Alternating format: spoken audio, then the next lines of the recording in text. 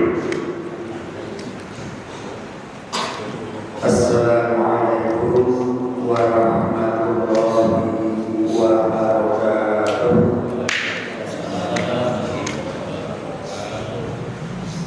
Bismillahirrahmanirrahim.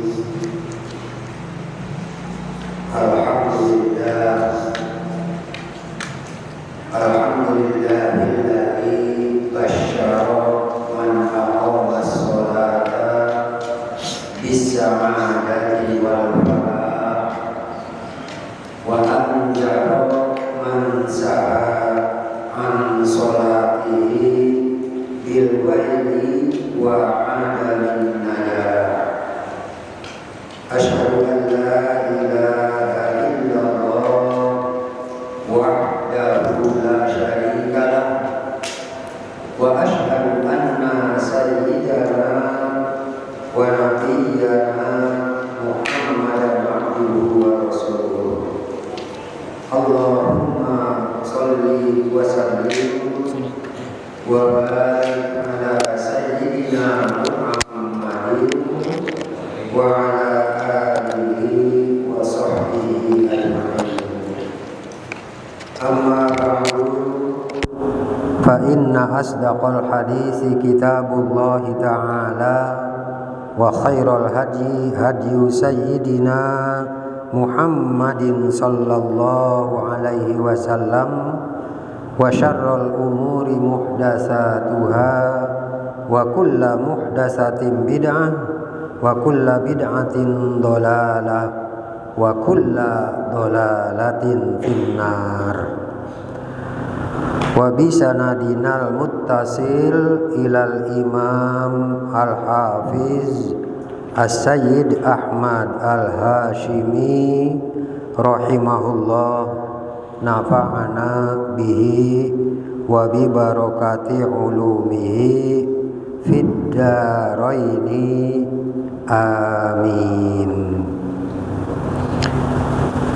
Jamaah Majlis Ta'lim Masjid Jami Al-Ikhlas yang dimuliakan Allah, wabil khusus para asatiz, para hujaj, tokoh-tokoh masyarakat, terutama Al-Mukarram Ketua DKM Bapak Ustaz Nasrullah serta pengurus yang lainnya, Ketua RW Pak Amras beserta ketua-ketua RT, jamaah sekalian yang berbahagia.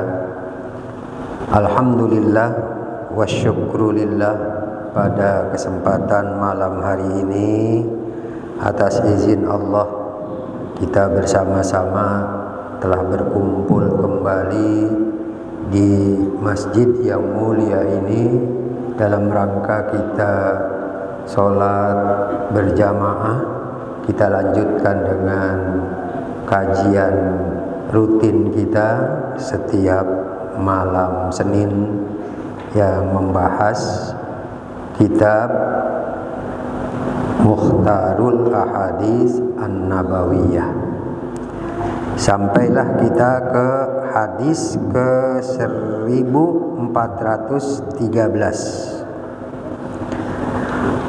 Wa bihi qala wa qala Rasulullah sallallahu alaihi wasallam man syahida alla ilaha illallah wahdahu la syarikalah wa anna Muhammadan abduhu wa rasuluh wa anna Isa abdullahi wa rasuluh wa kalimatuhu alqaha ila Maryama wa ruhum minhu wa annal jannata haqq wa an-naru haqq adkhalahul jannata ala ma kana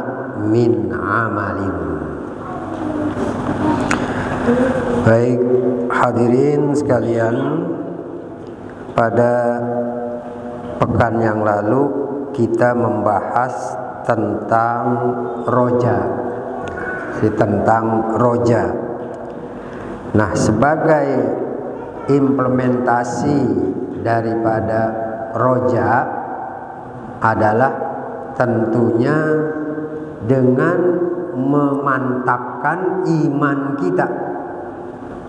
Jadi iman kita itu harus kita mantapkan. Jadi ini ada beberapa hadis yang terkait dengan pemantapan iman. Ya, jadi akidah harus dipertahankan dan dikuatkan. Ya. Jadi Rasulullah Sallallahu Alaihi Wasallam bersabda, "Man syahida, barang siapa yang bersaksi, berikrar Allah ilaha illallah, bahwasanya tidak ada Tuhan selain Allah, wahdah yang maha esa, la syarikalah, tidak ada sekutu baginya, la syarikalah." Jadi barang siapa yang bersaksi bahwa tiada Tuhan selain Allah, Allah itu wahdah yang maha esa, la syarikalah, tiada bandingannya, tiada sekutu baginya. Wa anna Muhammadan abduhu wa rasuluh, dan bersaksi juga bahwa Nabi Muhammad adalah hambanya dan rasulnya.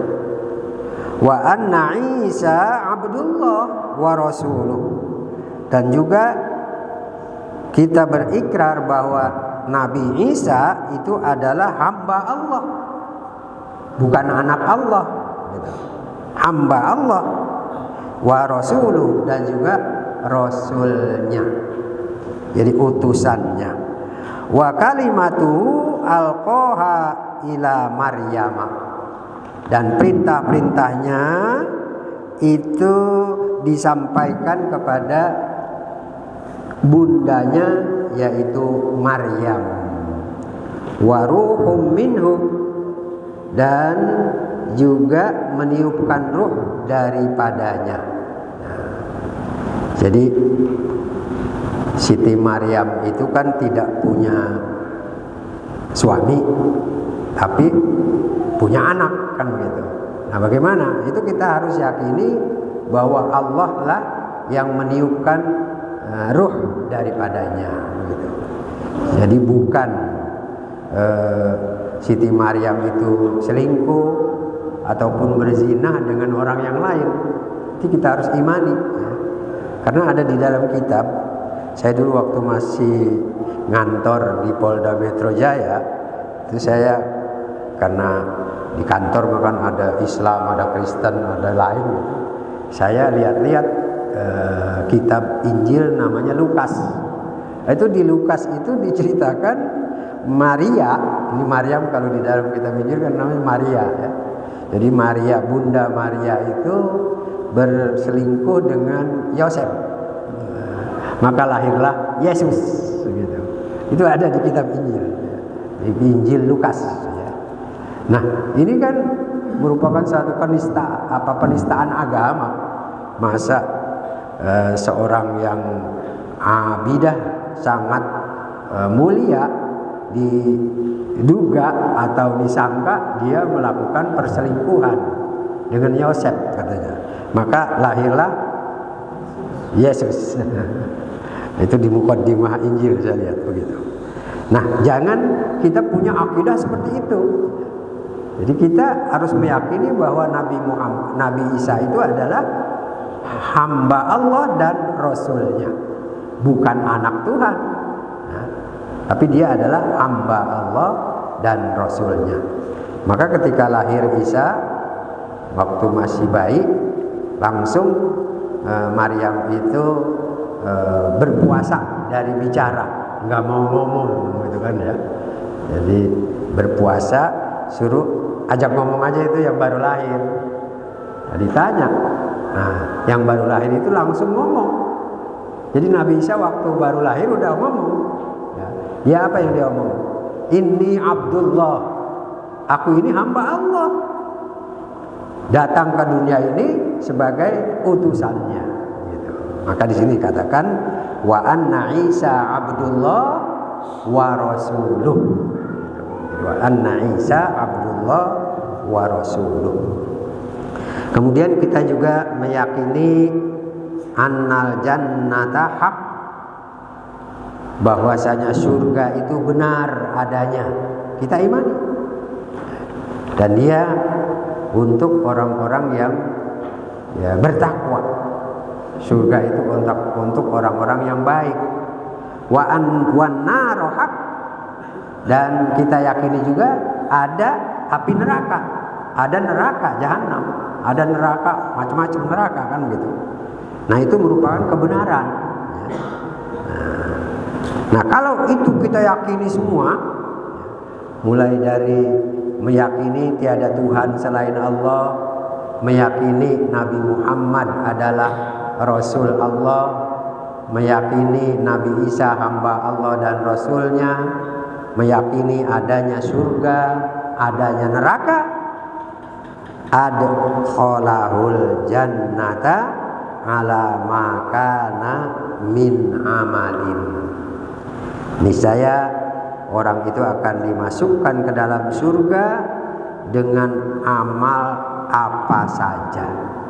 Jadi kita berbuat amal kebaikan apa saja, mulai dari yang diperintahkan oleh Allah, yang intinya misalnya sholat, puasa, zakat, haji, dan amal-amal soleh lainnya.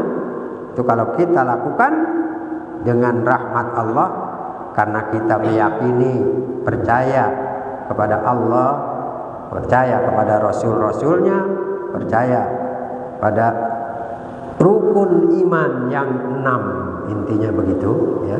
Jadi rukun iman yang 6, maka dipastikan dia akan dimasukkan ke dalam surganya Allah dengan amal-amal soleh dari manapun yang dia kerjakan. Jadi amal soleh itu amal apa saja, mulai dari sholat, puasa, zakat, dan yang lain-lainnya.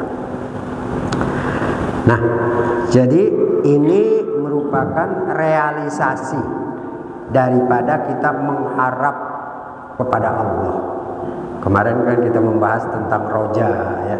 Nah, jadi realisasinya itu adalah pemantapan keimanan dan ketakwaan kepada Allah.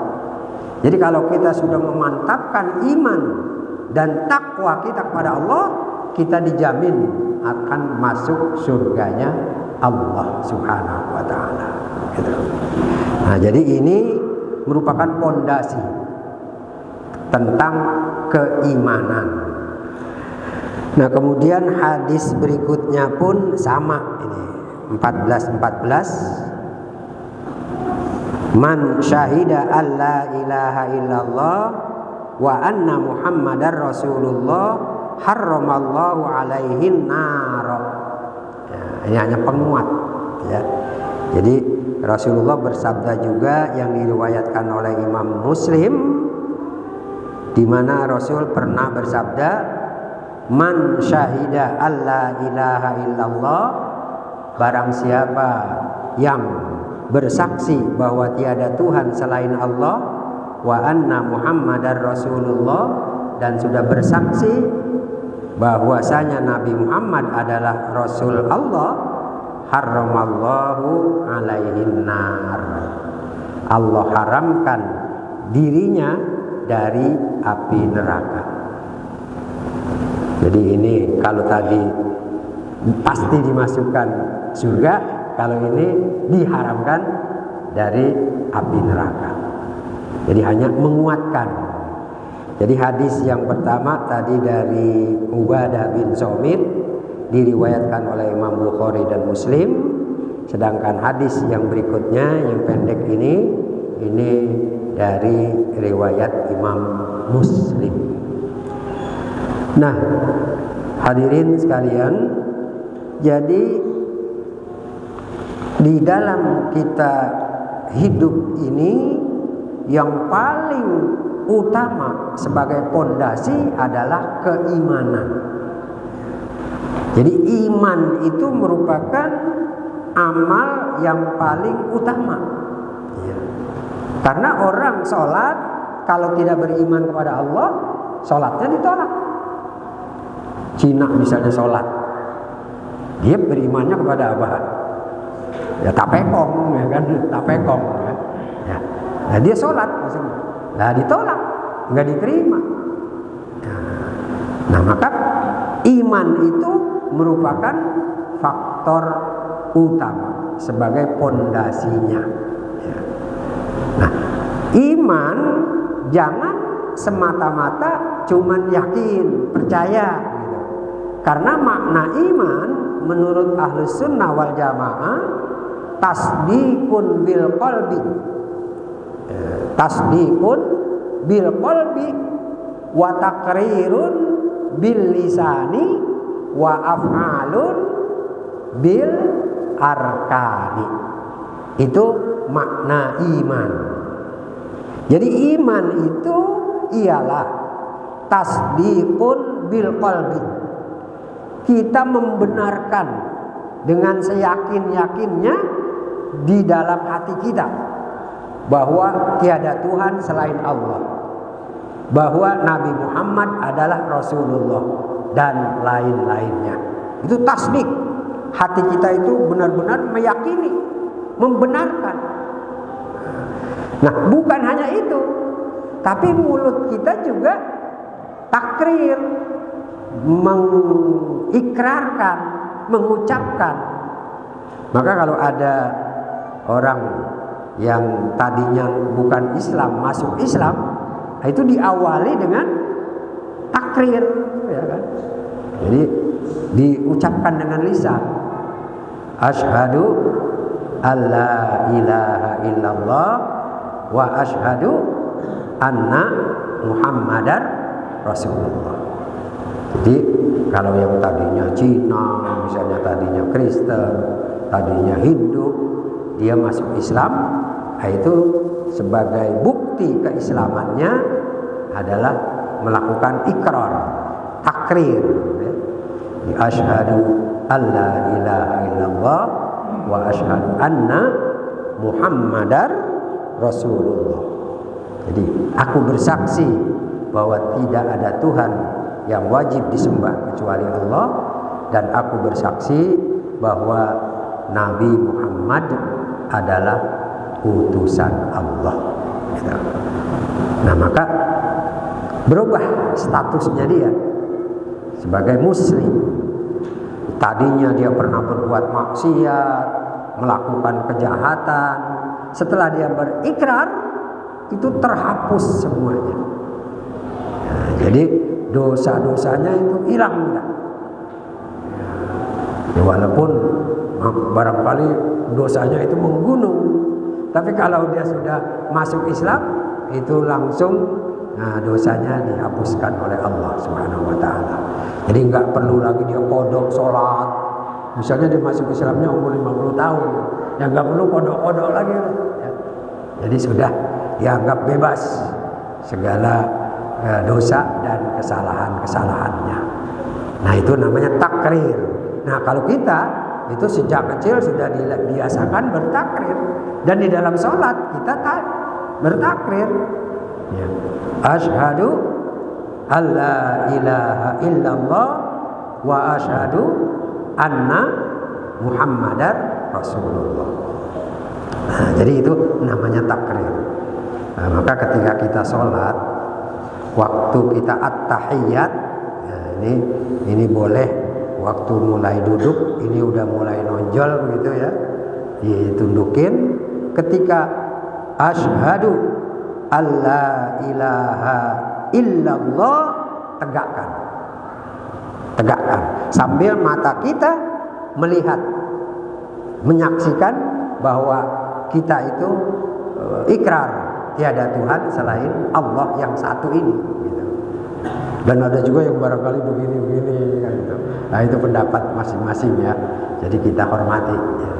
Maksudnya dia itu betul-betul meyakini, begitu bergerak-gerak. Nah, jadi kalau mazhab Syafi'i cukup tegak saja sampai selesai. Jadi mata kita arahkan ke telunjuk kita yang sedang melakukan kesaksian tiada Tuhan selain Allah yang satu, gitu.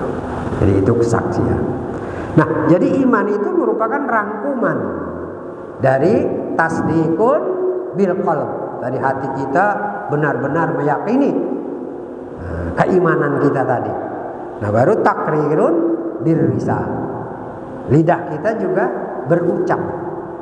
Nah, yang terakhir adalah wa af'alun bil arkan. Dan seluruh anggota badan kita ini melaksanakan segala perintah-perintah Allah.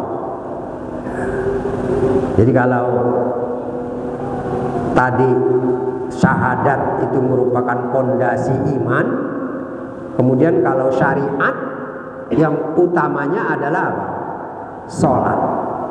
Jadi af'alun bil arkan kita itu adalah sholat. Kalau dia mengakui dan percaya kepada Allah tetapi tidak melaksanakan perintah Allah, tetap dia termasuk orang yang munkarat, orang yang kafir. Pernah kan kita dengar iblis itu percaya nggak sama Allah? Iblis itu percaya dan dia mengucapkan kata khalaqtani min nar wa khalaqtahu min tin. Engkau ciptakan aku ya Allah dari api, sedangkan Adam, kata iblis, kau ciptakan dari tanah. Kan unsur api lebih mulia daripada tanah katanya. Nah itu kan menyatakan bahwa dia percaya bahwa dia diciptakan oleh Allah dan Allah itu Tuhannya. Tapi karena dia tidak taat, tidak af'alun bil arkan, tidak mentaati perintah, maka dia dihukum oleh Allah. Hukumannya tanpa ampun.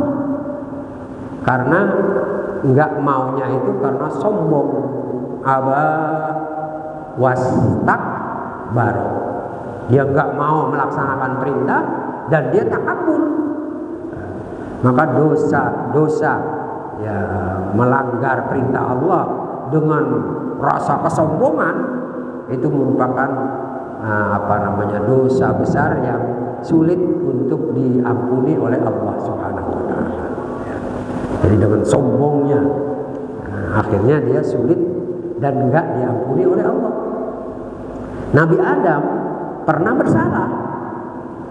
Tapi karena bersalahnya bukan karena sombong, nah dan dia terus berdoa minta pengampunan, Rabbana zalamna anfusana wa illam taghfir lana wa tarhamna lanakunanna minal khasirin.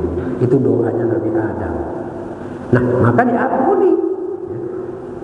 Karena ketundukan, ketaatan, nah itu karena kekhilafan saja akhirnya dia berbuat salah, namun bukan karena kesombongan, maka Allah mengampuni. Ya. Jadi Allah ampuni dosa Nabi Adam alaihissalam. Gitu. Nah, jadi realisasi keimanan yang ketiga ini tadi apa? Af'alun bil arkan. Jadi kita melaksanakan perintah-perintah Allah. Nah, perintah yang paling utama adalah sholat. Nah, maka sholat itu harus kita jaga betul dalam rangka memantapkan keimanan tadi. Ya. Jadi kita bisa melihat kalau kita sholatnya malas-malas, itu menunjukkan keimanan kita lagi turun, lagi down. Tapi kalau kita rajin, nah ini iman kita lagi naik. Maka iman itu kata Nabi yazdad wa yanqus. Al-imanu yazdadu wa yanqus. Iman seseorang itu terkadang naik dan terkadang pula turun. Nah, maka banyak-banyaklah kita mengingat Allah. Mengingat Allah yang paling besar adalah sholat. Jadi ingat kepada Allah yang paling agung adalah sholat. Wala zikrullahi akbar. Mengingat Allah lewat sholat itu merupakan sesuatu yang paling besar. Ya, kan ada itu di dalam ayat Al-Quran kan, di mana Allah Subhanahu wa taala menyatakan ya, wa aqimis sholat innas sholata tanha anil fahsya'i wal munkar wala zikrullahi akbar gitu kan. Dirikanlah sholat karena sesungguhnya sholat itu dapat mencegah dari perbuatan yang keji dan perbuatan yang mungkar. Wala zikrullahi akbar. Dan mengingat Allah lewat sholat itu merupakan pekerjaan yang paling besar. Jadi untuk memantapkan keimanan ini ya, kita memperbanyak mendekatkan diri kita kepada Allah dengan berzikir, membaca Al-Quran, ya, zikir, tasbih, tahlil, kalimat-kalimat thayyibah, dan termasuk sholat.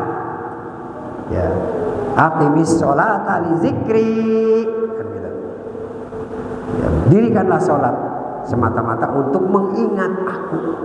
Aqimis sholata li zikri. Nah, maka sholat ini juga menjadi jaminan bagi kita. Kalau kita pelihara dengan baik dan kita lakukan dengan khusyuk, insya Allah kita akan dimasukkan ke surganya Allah. Ada sebuah hadis yang saya kutip di sini. Man hafaza 'alas shalawatil khamsi. Barang siapa yang selalu memelihara sholat 5 waktunya. Barang siapa yang selalu menjaga sholat 5 waktunya. Jadi man hafaza 'alas shalawatil khamsi. Ruku'ihinna, baik melaksanakan rukuknya dengan baik, wasujudihinna, ataupun sujudnya juga benar, kemudian wa wudu'ihinna, wudunya juga dilaksanakan dengan benar, wa mawaqitihinna, juga menjaga waktu-waktunya, ma'alima annahunna min indillah, dan kita yakin bahwa sholat itu merupakan perintah Allah. Kita yakini ya. Wa alima annahunna min indillah dakhalal jannah. Pasti orang itu akan masuk surga. Hadis riwayat Imam Ahmad. Jadi kalau kita selalu menjaga sholat 5 waktu kita jaga rukun dan syaratnya, yaitu ruku'ihinna wa sujudihinna wa wudu'ihinna wa mawaqitihinna. Ini mewakili rukun-rukun dan syarat-syaratnya ya. Karena ruku itu termasuk rukun, sujud termasuk rukun kan gitu. Nah, sedangkan wudu itu syarat, kemudian waktu juga syarat. Jadi barang siapa yang memelihara sholat dengan memelihara syarat dan rukunnya, kemudian juga dia yakin itu perintah Allah, pasti kita akan masuk surganya Allah. Nah, ini soal keimanan ya. Nah, jadi maka kita jaga sholat 5 waktu kita. Jangan barangkali kita terlalu berharap dengan harapan palsu ya. Kita penuh harapan tapi tidak mau melakukan perintah-perintah Allah. Itu kan namanya harapan kita harapan palsu ya. Cuman mengharap dengan kita santai gitu, selebor, karena kita punya keyakinan setiap dosa dan kesalahan kan pasti diampuni. Udahlah, kan itu paham yang nggak baik gitu. Jadi nanti pas udah tua kita mau minta ampun. Nah, ini termasuk rojak yang kurang baik gitu ya. Nah, maka mari sholat 5 waktu kita harus betul-betul kita jaga.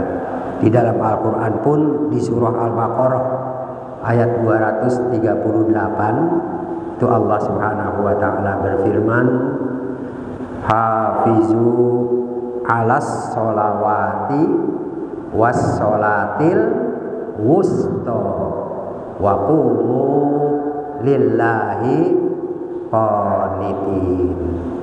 Hafizu, peliharalah olehmu alas sholawati, atas solat-solatmu, peliharalah solat 5 waktumu, was sholatil wusta, terutama solat yang di tengah-tengah. Nah, apa itu solat yang di tengah-tengah? Menurut jumhur, solat al-wusta itu adalah solat subuh. Menurut sebagian pendapat, mayoritas ulama menafsirkan bahwa was sholatil wusta, solat yang di tengah-tengah itu adalah solat subuh. Karena di antara solat 5 waktu yang nilainya paling tinggi itu solat subuh. Dan itu sampai ditulis di dalam Al-Quran, wa Qur'anal fajri, inna Qur'anal fajri kana masyhuda. Jadi kita disuruh mendirikan sholat, terutama sholat subuh. Qur'an al-fajri, itu kata-kata Qur'an al-fajri itu sholat subuh ya. Kenapa ada kata-kata Qur'an? Karena sholat subuh itu dianjurkan bacaannya lebih panjang, bacaan surahnya gitu. Ya, sehingga disebut dengan Qur'an al-fajri, sholat di waktu fajar. Nah, kenapa? Karena inna Qur'an al-fajri kana masyhuda. Sholat subuh itu merupakan sholat yang disaksikan lebih banyak para malaikat. Nah, bagaimana tafsirnya ini? Malaikat penjaga malam belum pulang dan malaikat penjaga siang sudah sampai. Itu di saat sholat subuh. Nah, sehingga lebih banyak yang menyaksikan kita. Penjaga malam belum balik, malaikat penjaga siang udah datang gitu. Jadi kumpul semua. Maka subuh ini penting. Kebanyak itu ya DKM menggalakkan. Nah, sehingga menyebutnya katanya mari kita galakkan subuh berjamaah, jihad subuh kan gitu. Emang subuh itu paling susah kan gitu. Nah, itu satu pendapat ya. Jadi as-sholatil wusta adalah sholat subuh.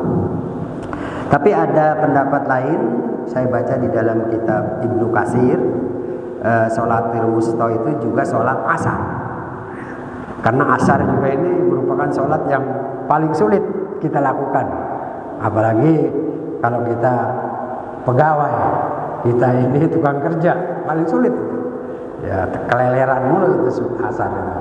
Jadi ada yang berpendapat asar, karena asar juga merupakan tengah-tengah antara 2 sholat siang dan 2 sholat malam.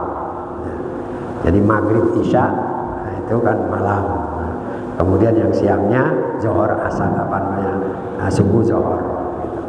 Nah, kalau yang tadi subuh juga termasuk tengah-tengah antara 2 sholat yang lainnya.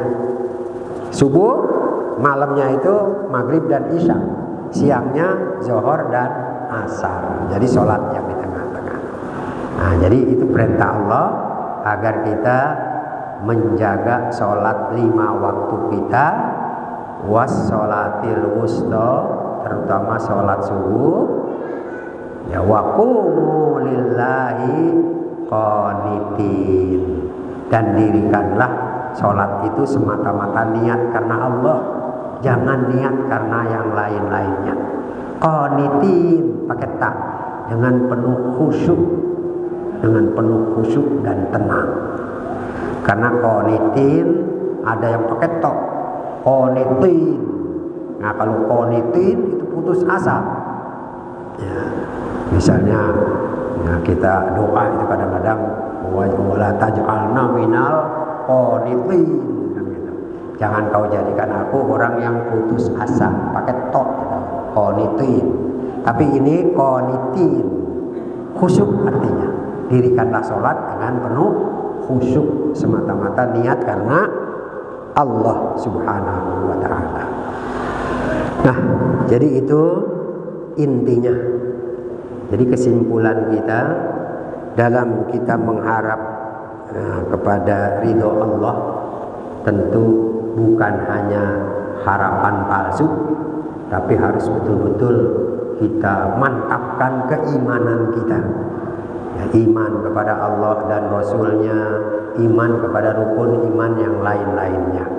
Kemudian makna iman secara umum itu bukan hanya percaya saja, tetapi tasdiqun bil qalbi, hati kita membenarkan, wa taqrirun bil lisani, dan lidah kita juga mengiyakan, mengucapkan, wa af'alun bil arkan, dan seluruh anggota badan kita mengamalkan segala perintah-perintah Allah. Itulah yang namanya keimanan. Nah, jadi intinya pembahasan kita malam ini adalah pemantapan iman dan takwa kita kepada Allah dalam rangka kita mengharapkan ridho Allah tadi, roja kepada Allah. Baik, barangkali sampai di sini dulu. Ada yang bertanya, nah dipersilakan. Ya, silakan.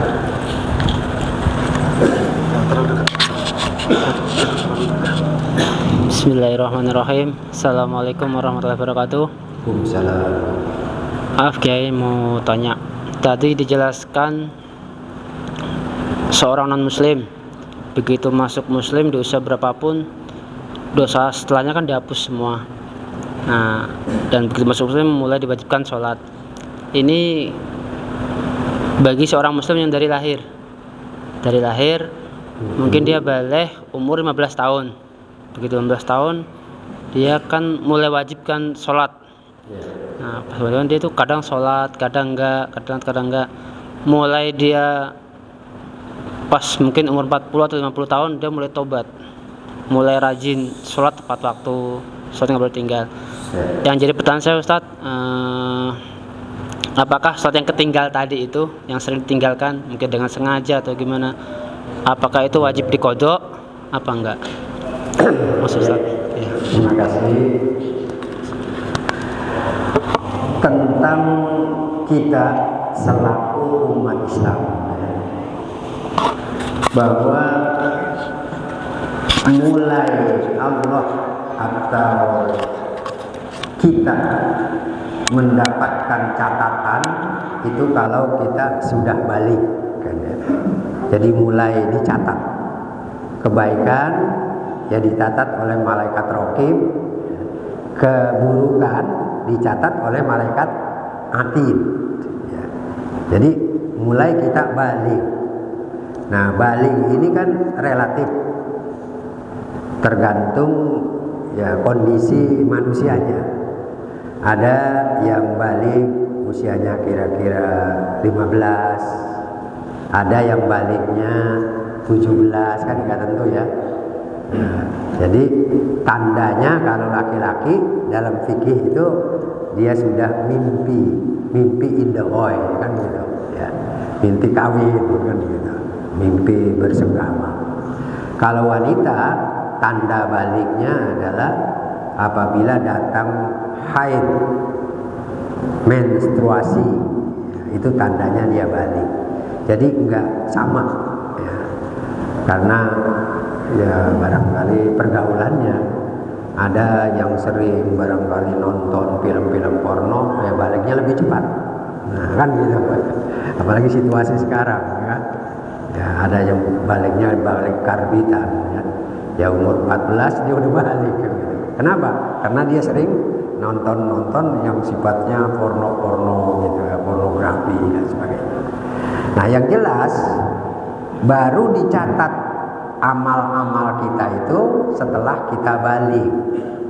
Namun karena sholat ini merupakan yang paling utama tadi, as-sholatu imaduddin, ya, tiang agama.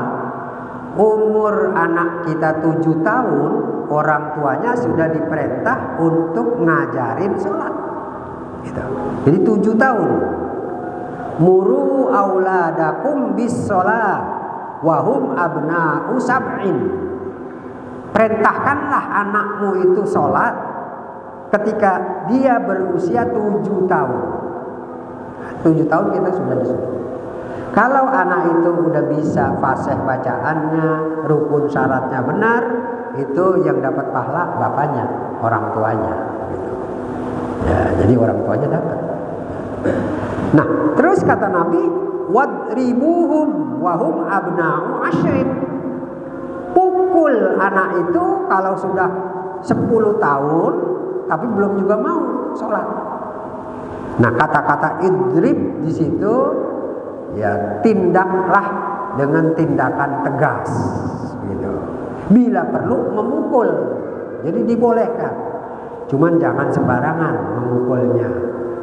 Ya, tempat yang tidak membahayakan, pantatnya gitu, betisnya, jangan kepalanya diketok. Ya, kasihan, ntar dia jadi bahaya. Ya. Jadi disuruh pukul. Ya.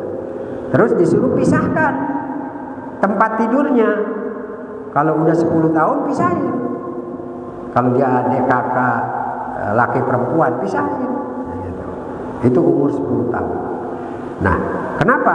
Karena ini penting gitu. Kemudian terkait dengan pertanyaan, kalau kita meninggalkan apabila kita sudah balik, itu kita wajib qada sesuai dengan apa yang kita ingat. Dan kita banyak bertobat. Karena ada janji Allah, innallaha la yaghfiru ayyushraka bihi wa yaghfiru ma duna dzalika liman yasha. Kan gitu. Allah tidak akan mengampuni dosa orang musyrik sampai ke bawah mati.